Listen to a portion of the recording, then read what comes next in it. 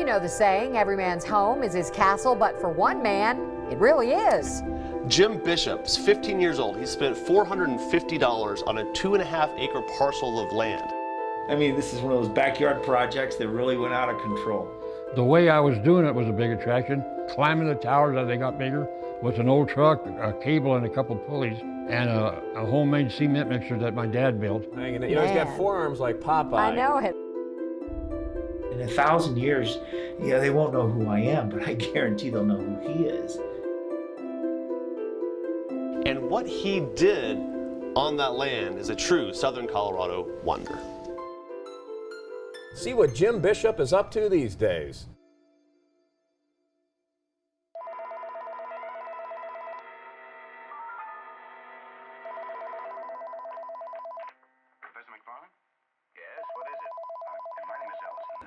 This is Jim Bishop, the castle builder, and we're at the Bishop family home in Pueblo, Colorado, with this filming today. This is our little doggy Pumpkin. He's a blue-tailed Chihuahua, but he's blind and deaf, and he's almost complete albino. But he's got a little pigment in his ears where you don't have the maladies of an albino. He's a pretty healthy little dog. See, watch my hand.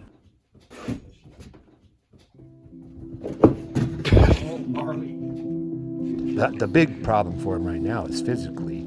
He's breaking down, he's getting old, things are not working right, and he's not accepting it very well.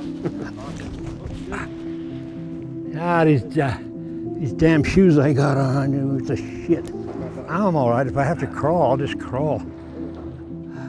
And you got to feel for him in that. He's been doing this his whole life, and today he can't hardly even get out and put a rock in the truck anymore. I'm not used to a long truck. I have a hard time backing. That's got to be aggravating. He's an old Formula One car out there from the 1950s that's running around a track in 2021. The parts are getting a little harder to replace, you know what I mean? Of course, it's going to wear you out. You know, somebody who spends all day long like this on a computer is going to have different conditions than somebody who's doing this kind of stuff all day long.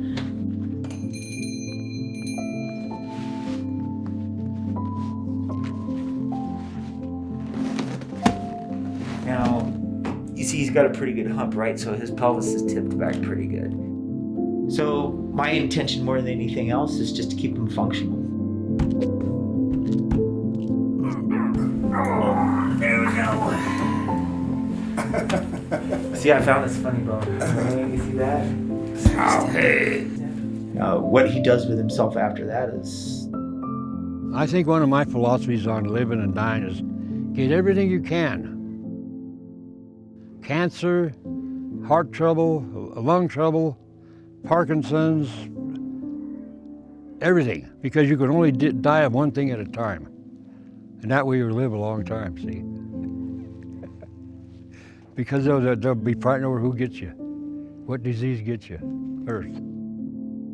That don't make much sense, but in a way it does to me. The castle started in '69. Men on the Moon, Woodstock, Bishop Castle, '69. It's the poor man's Disneyland, you know? He gives because it's what he wants to do. It's not because he has so much money and he doesn't care about the money. It's because he wants people to have it. You know, he wants them to have that place to go to.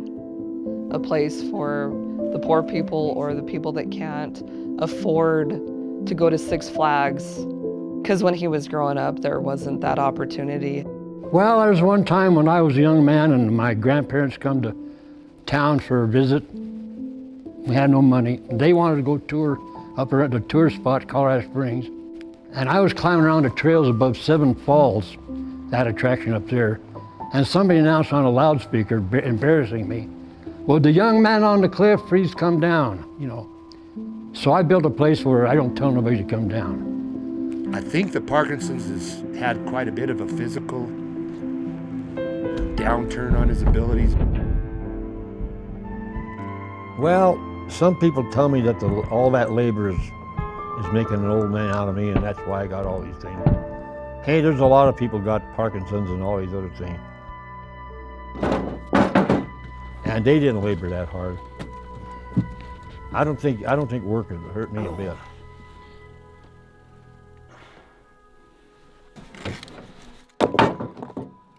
Yeah, I just don't have any strength anymore. It's gone. Oh, building the castle has affected my dad's health. The biggest pain that he's having now in his rear end is because of the abuse he's put on his spine. You know, the constant bending, up and down, lifting. It's really made him unsure of himself. You know, the not being able to count on where his foot's going to land. I kind of doubted whether I even get that ladder up there, but it's there. The idea that he can't climb a ladder.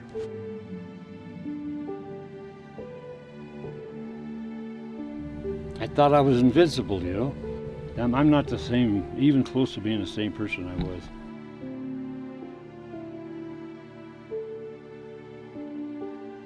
He almost died about 3 or 4 years ago. And I remember going over to the house and looking at him, and I thought, this guy's not gonna make it till Thanksgiving. He had gotten sick, and he'd always said that if he got sick, he was not going to the doctor, that he would go off into the woods and die. And I hope if I have a stroke, it kills me. Because I don't want a major, I don't want that. I don't want to be laying around with people trying to take care of me and shit in my pants and, you know, all that stuff. I shit my pants enough as it is. And they biopsied it, and he was like, he came back to me and he said, this is an extremely rare cancer that people don't recover from. He couldn't get out of bed, so they moved the bed downstairs into the kitchen area, the dining area. 45 days straight of radiation, no chemo. He was the embodiment of death on that bed. At the time, he didn't have much of a chance of living. They gave him like 5%. Of course, we underestimated Jim Bishop. You know, I mean, this is a guy that was literally in the clutches of death and came out of it. And, you know, he's back up there, you know, hauling rock again. No one ever would have thought of that. And that's why this place is so big. When I gotta do something, I do it. You know, he's just got to prove to everybody in the world that he can do it. You know, you can't tell Jim he can't do something. It drives me on. It makes me say, oh yeah, watch this, watch me do this. You say I can't do this, well watch me. Most of us would kind of give up. You know, you don't see the progress on it. But Jim, when he bites down on a bone, he won't let go. Just to show everybody else that, hey, this can be done. I can do this.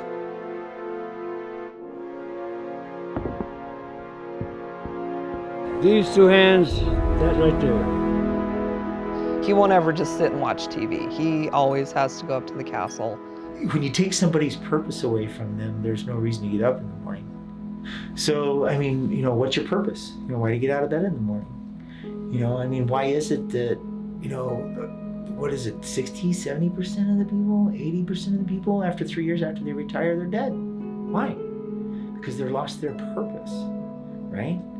And so Jim's purpose is, you know, he'll just keep going and going and going as long as he can. The castle, though, is what has got him where he is and will always keep him going until his last breath. I'm not gonna come back with this crap I got. I'm gonna handle the Parkinson's and the spinal stenosis and all of it.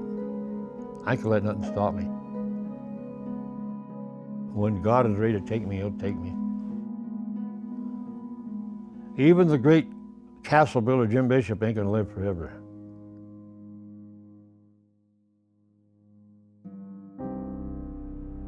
But the castle will survive this world a lot longer than I will.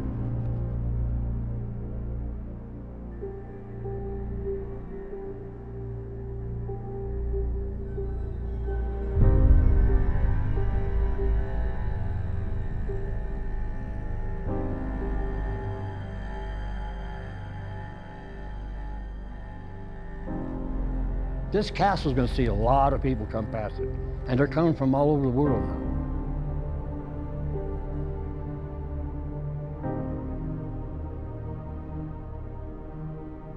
I predict he's going to have the biggest funeral that any single person has had in this whole county when he dies.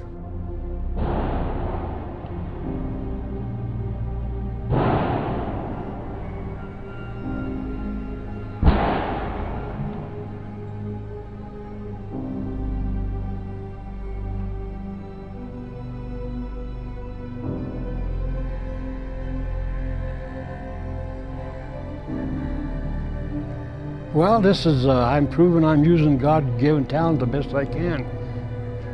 Even though I'm somewhat of maybe a not too successful experiment that God did.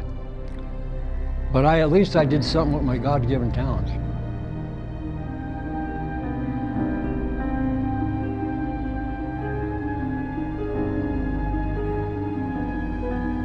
Que sera, sera.